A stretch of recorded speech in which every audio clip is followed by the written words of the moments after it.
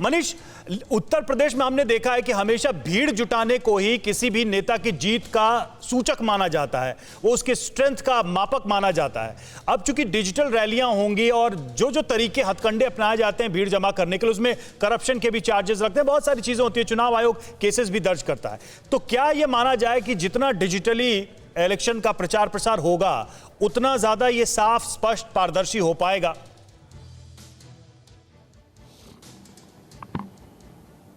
मनीष, के लिए बढ़ गई है, क्योंकि हम देख रहे थे जब अखिलेश यादव की विजय रथ यात्रा में लोग उमड़ रहे थे तो समाजवादी पार्टी के नेता उत्साहित हो चले थे। उन्हें लग रहा था कि उनके पक्ष में माहौल बन रहा है। सरकार भी चिंतित थी, बीजेपी भी चिंतित थी, लगातार हमले बोले जा रहे थे अखिलेश यादव पर। तो ऐसे में अब डिजिटल माध्यम से एक तो वो आकलन नेता नहीं लगा पाएंगे कि उनके जो भाषणों में भीड़ उमड़ती थी, जिससे बहुत आसानी और सहज रूप से ये मानकर चल लिया जाता था कि उनका जीत का रास्ता प्रशस्त हो रहा है या वो सही रास्ते पर है। तो एक तो ये चुनौती बढ़ गई है। दूसरा, जो चुनावी खर्च हमेशा उत्तर प्रदेश चर्चा में रहता है, बड़े पैमाने पर यहाँ पर चुनाव प्रचार में प्रत्याशी पैसा खर्च करते हैं। तो अब एक हद तक इस पर भी लगाम लग पाएगी, क्योंकि रैली में बहुत ज़्यादा पैसा खर्च किया जाता था, जनसंपर्क में बहुत ज़्यादा पैसा खर्च किया जाता था, पानी की तरह पैसा बहाया जाता है।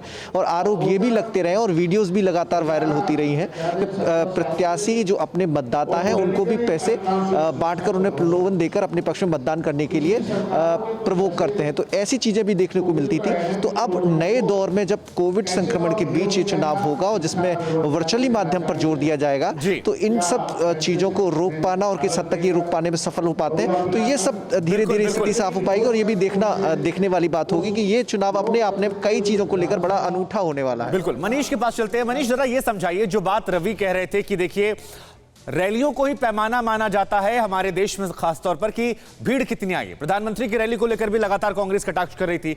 उधर जो बात हर्षवर्धन जी कह रहे थे कि देखिए अब कम से कम जनता के लिए राहत है। जनता, क्योंकि नेता तय नहीं कर पा रहे थे कौन सी पार्टी पहले बैक ऑफ करे या कौन रैलियां रद्द करे, ऑनलाइन करे। अब कम से कम जनता का राहत हो रहा है कि भाई सारी पॉलिटिकल पार्टियों के लिए एक नियम होगा। और दूसरा, ये रैलियों को लेकर पैमाना जो है ये शायद बदलेगा, तो नई स्ट्रेटेजी सामने आएगी। पंजाब में इसका क्या असर हो सकता है, जरा वो समझाइए हमें।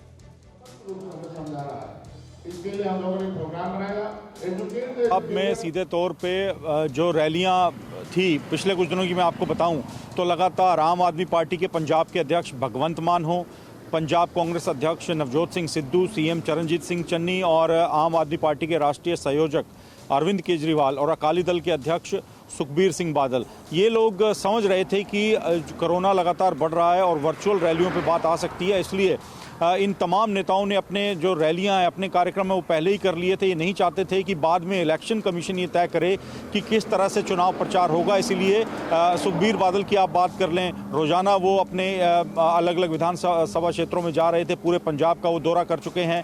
ऐसे ही भगवंत मान हो, नवजोत सिंह सिद्धू हों, सीएम चरणजीत सिंह चन्नी हों और बीजेपी के भी कई नेता हैं, वो अपने कार्यक्रम साथ साथ चलाए हुए थे। तो सबको ये आशंका है कि जिस तरह से पंजाब में भी ओमिक्रॉन के मामले सामने आ रहे हैं, विदेशों से लगातार जो लोग वापस आ रहे हैं, उसकी वजह से ओमिक्रॉन के केस भी सामने आ रहे हैं।